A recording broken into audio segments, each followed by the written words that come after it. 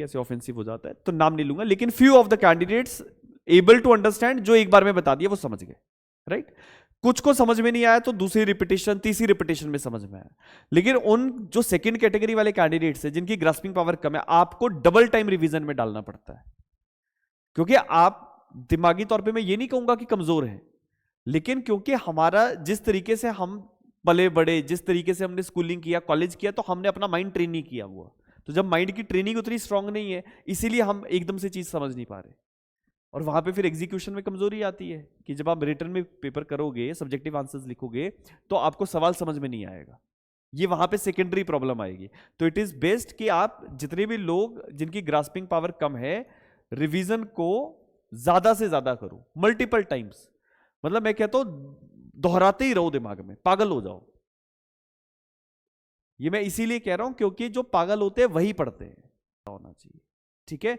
तो एक तो जब आप एमसीक्यूज डिफरेंट बुक्स के थ्रू करना शुरू कर देते हो, तो आपको और नॉलेज आना शुरू हो जाती है कि और क्या क्या सवाल बन सकते हैं, एक चीज हो गई।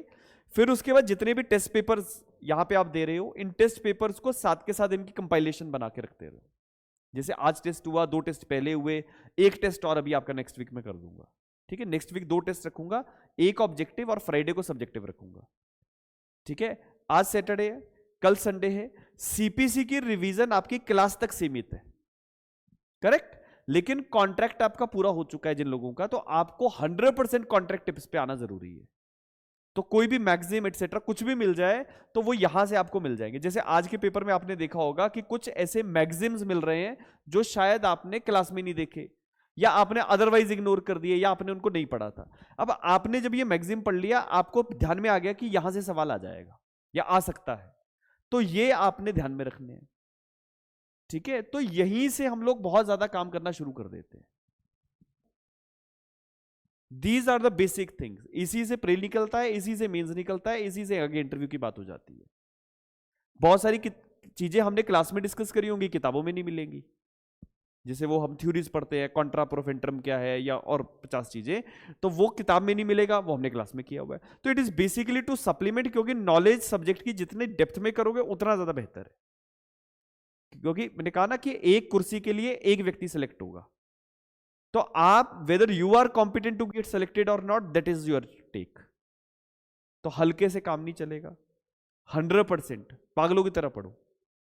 You have to get mad when you want to be a जज, ठीक है। वो सब चीजें ठीक है, कल को सिलेक्शन हो जाएगा, एवरीथिंग विल गेट सॉर्टेड, लेकिन सिलेक्शन लेने के लिए बहुत मारामारी है। बहुत बच्चे पढ़ रहे हैं, सिर्फ 30 40 50 बच्चे नहीं आएंगे, 10,000 बच्चे आएंगे पेपर देने। 10,000 में से कुछ 100 200 300 मेंस में बैठेंगे, उस 100 200 300 में से कुछ 10-15 लोग जज बनेंगे। तो वो आपने 10-15 में रहना है या आपने 10,000 में रहना है? आपका टेक क्या है, आपकी कॉल क्या है? You want to be in the top 15, तो उस तरीके से करो, ठीक है। That is required. जो भी सब्जेक्ट हो गया, जिन लोगों जो अभी फ्रेश कैंडिडेट्स जिन्होंने ज्वाइन किया है, आप सीपीसी कर रहे हो ना, तो सीपीसी में कोई भी चीज ऐसी मत छोड़ो जो आपको ना आती हो। नथिंग बियॉन्ड द क्लासेस भी जाने की कोशिश करो। क्लास में जो कर लिया, कॉन्सेप्ट्स क्लियर हो गए, क्योंकि जब तक समझोगे नहीं तब तक किताब कुछ नहीं बता पाएगी। आपको फ्यूचर में परेशान करेगा, इसके ऊपर आज ही इसको खत्म करो साथ के साथ। 30 सेशंस वी हैव डन, 31, आज 32 है, ठीक है। 32-33 क्लासें आज आपकी हो जाएंगी, लगभग 15-16 क्लासें और हैं, है ना, बड़ी हद 20 क्लासें लग जाएंगी। लेकिन आप जब सीपीसी वाइंड अप करोगे 25 या 28 के आसपास, जब भी ये क्लोज होगा, तो आपको सीपीसी में कोई भी डर ना रहे। मेरे पास अभी बच्चे का फोन है जिसका मैं जिक्र कर रहा था, वो बच्चा कहता है सर मेरे को सीपीसी का बहुत फोबिया है। बहुत सारे लोगों को है, लेकिन आप बता दो, जब से आप क्लास लगा रहे हो कोई ऐसी चीज लगी जो समझ में ना आ रही हो?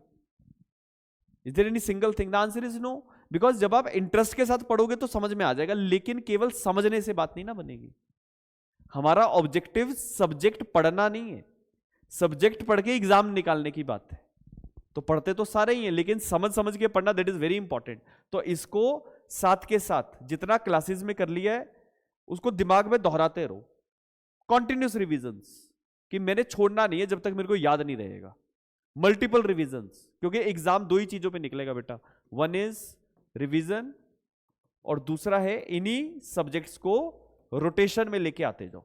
रोटेशन में आज सीपीसी जैसे वाइंड अप हुआ, अगला सब्जेक्ट उठाओ, अगला सब्जेक्ट खत्म हुआ, सीपीसी को दोबारा से रिवाइज करो, क्योंकि भूल जाओगे। ठीक है, सिर्फ पढ़ने से नहीं होगा ना। ठीक है, अब जैसे सीपीसी हम लोग कर रहे हैं, सीपीसी का टेस्ट हुआ अभी आपका कोई? नहीं हुआ। ठीक है, तो अगले हफ्ते कभी भी सरप्राइज टेस्ट, अगले हफ्ते या in the next coming days कभी भी एक सरप्राइज टेस्ट हो जाएगा। अब सरप्राइज टेस्ट में मेरा बेसिक ऑब्जेक्टिव होगा कि आपको बेरेक्ट पे कितना कमांड है, जो हमने केसेस किए उन पे आपने कैसे काम किया है। ठीक है, वंस दैट इज डन, फिर हम आगे की बात कर सकते हैं कि अच्छा आगे आने वाले समय में हम क्या क्या पढ़ने वाले हैं। तो ये बहुत इंपॉर्टेंट है। ठीक है, सीपीसी के लगभग मेरे ख्याल से 1000 एमसीक्यूज आपको लगाने चाहिए जब आपका सब्जेक्ट कंप्लीट हो जाएगा ना। 1000 एमसीक्यू, और उस 1000 एमसीक्यू में अगर आपकी एक्यूरेसी 80-90% आना शुरू हो जाए, देन आप सही ट्रैक पे चल रहे हो। अगर आपकी एक्यूरेसी सिर्फ 1000 में से 400 क्वेश्चन आपके ठीक हो रहे, फिर आप काम नहीं कर रहे। तो उतना इन्वॉल्व हो जाओ। ठीक है, उतरे उस तरीके से पढ़ो, क्योंकि प्रीलिम्स यहीं से निकलेगा। बच्चे मेंस की तैयारी करते रहते हैं, प्रीलिम्स नहीं निकलता। जो प्रीलिम्स की करा जा रहा है वो मेंस नहीं निकाल पा रहा। तो दोनों साइड बैलेंस करना है ना। तो मेंस हैंडल होगा जब कॉन्सेप्ट्स क्लियर होंगे, प्रीलिम्स हैंडल होगा जब थोड़ा सा रट्टाबाजी भी करी है, सेक्शंस को भी मगअप किया है, ठीक है, कॉन्सेप्ट्स भी क्लियर है, केस लॉज भी याद है, तब आपका रैंक ऊपर आएगा। दोनों फ्रंट पे खेलना है। लेवल प्लेइंग फील्ड है। जिस तरीके से आप तैयारी कर रहे हो वैसे ही 10,000 बच्चा तैयारी कर रहा होगा। करेक्ट? तो उन 10,000 के साथ हमारी लड़ाई है। लेकिन एक ही चीज आप हमेशा ध्यान में रखना कि अपार्ट फ्रॉम द रिलीजन, मैं एक जनरल सी बात कहता हूं कि महाभारत की लड़ाई में कौरवों की सेना बहुत थी, पांडव 5 ही थे। ठीक है, तो आपको अर्जुन की तरह अटैक करना है। ठीक है, you must be that much brilliant in your things. बात समझ पा रहे हैं? ठीक है, कि उतने बेहतर आप हो कि आप जो है लड़ाई जीत पाए।